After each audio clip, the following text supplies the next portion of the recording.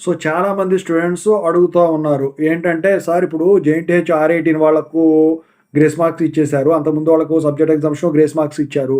ఇప్పుడు మాకు వచ్చేసరికి R22 వాళ్ళకి బీటెక్ గానివ్వండి, బీఫార్మసీ వాళ్ళకి గ్రేస్ మార్క్స్ నెసెసిటీ ఏంటో కొంచెం ఎక్స్‌ప్లెయిన్ చేయండి సార్ అందరికి అర్థమయ్యేటట్టు అని చెప్పేసి వీడియో చేయమని అడుగుతా ఉన్నారు. దాని గురించి చేయదలిచాను. ముందుగా అయితే ఇంతవరకు ఈ ఛానెల్ సబ్స్క్రైబ్ చేసుకోని వాళ్ళు ఎవరైనా ఉన్నట్టయితే సబ్స్క్రైబ్ చేసుకోండి. వీడియోని లైక్ చేయండి, షేర్ చేయండి. మీకు గనక నాతో మాట్లాడాలంటే కాల్ బిఫోర్ ద కాల్ చేయండి. తెలుగు ఇంజినీరింగ్ ఎడ్యుకేషన్ టెలిగ్రామ్ ఛానెల్‌లో జాయిన్ అవ్వండి. వీడియోకి ఒక హైప్ ఇవ్వండి. ఇక టాపిక్‌లో వెళ్తే ఏంటంటే ఇప్పుడు R22 బీటెక్, బీఫార్మసీ వాళ్ళకు గ్రేస్ మార్క్స్ అనేవి ఎందుకు అవసరం? 30, 23 అనేది R18 వాళ్ళకి మాత్రమే ఇచ్చారు. ఇంకెవ్వరికీ ఇవ్వలేదండి.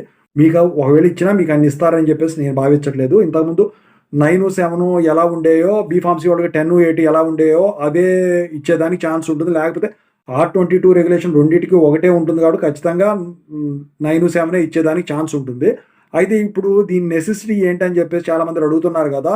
దీని నెసెసిటీ అనేది ఏంటంటే, ఇప్పుడు అన్ని సబ్జెక్టులు అయిపోయి 2 సబ్జెక్టులు ఉన్నాయండి. 2 సబ్జెక్టులకి వచ్చేసరికి ఒక దాంట్లో 3 మార్కులు, ఇంకో దాంట్లో 5 మార్కులు కావాలి. ఇంటర్నల్స్ ఉన్నాయి. సో, అట్లాంటప్పుడు ఈ 9 మార్కులనేది విడగొట్టేసి అందుట్లో 5 తగ్గినయి, ఇందులో 3 తగ్గినయి. సో, అయి 2 కలిపితే అప్పుడు 40 దానికి, 40 దీనికొస్తాయి. కరెక్ట్ 40 ఎన్ని పాస్ మార్కులయితే ఉన్నాయో అంతవరకే వస్తాయి. సో, అవి యాడ్ చేసినప్పుడు మీకు సబ్జెక్ట్ అనేది పాస్ అయినట్టు చూపిస్తుంది గ్రేస్ మార్క్స్ యాడ్ చేస్తే.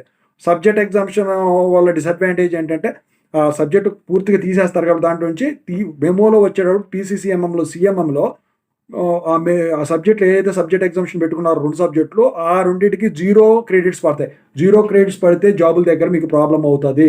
ఖచ్చితంగా అడుగుతాడు. ఎందుకు నువ్వు సబ్జెక్ట్ ఎగ్జామ్షన్ పెట్టుకున్నావు? నువ్వు పాస్ కాలేకపోయావా? నీ మీద నీకు కాన్ఫిడెన్స్ లేదా? అని చెప్పేసి అడుగుతాడు. అదే గ్రేస్ మార్క్స్ అనుకోండి.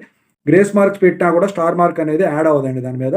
అందుకని చెప్పేసి మీరు రాసి పాస్ అయినట్టే. బెస్ట్ మార్క్స్ ఎలా పెట్టుకుంటారు కాబట్టి దానికి గ్రేస్ యాడ్ చేసుకుంటున్నారు కాబట్టి పలానా పర్సన్ గ్రేస్ మార్క్స్ యాడ్ చేసుకున్నాడని చెప్పేసి ఏమి ఇండికేషన్ ఉండదు. ఒకవేళ ఛాన్సెస్ అయిపోయిన తర్వాత రాస్తే గనుక అప్పుడు స్టార్ మార్క్ పడుద్ది. అది గ్రేస్ మార్క్ అప్లై చేసుకున్నా, సప్లీ రాసుకున్నా కూడా. అంతే తప్ప వేరే ఏం ఉండదు. సో, దానివల్ల ఉపయోగం ఏంటంటే ఇదేనండి. మరి దీనివల్ల డిసడ్వాంటేజ్ ఏంటంటే పాయింట్లనేవి పెరగవండి దానికి. కరెక్ట్‌గా 40 అవసరమైతే 40కి ఎంత తగ్గినాయో అంతే యాడ్ చేస్తారు.